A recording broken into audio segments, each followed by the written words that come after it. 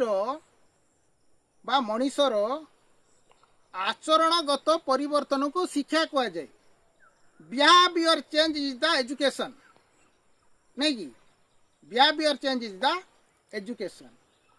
आउ शिक्षा दी प्रकार अटे पुणी कौन कौन ना उत्तम शिक्षा आउ मंद शिक्षा, गुड एजुकेशन बैड एजुकेशन। शिक्षा मनीष को उन्नत करे आउ शिक्षा मनीष को अवनत मध्य करे।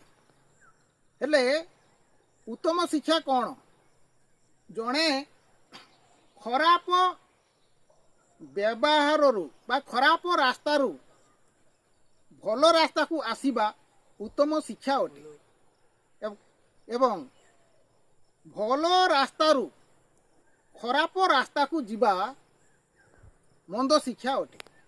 जेमिति गोटे दुईटा उदाहरण देउछि। गोटे व्यक्ति प्रबल मदुआ थिला, किंतु जड़े लोकर संस्पर्श रे, जड़े लोकर उपदेश रे, जड़े लोकर शिक्षा रे अनुप्राणित होई से मद छाड़ीदेला एवं उत्तम व्यक्ति हैला। सेहीपरि जड़े भल व्यक्ति केते जण मदुआ लोकंक सहित मिसी किछि दिन परे से मदुआ हो गला। यह शिक्षार उदाहरण।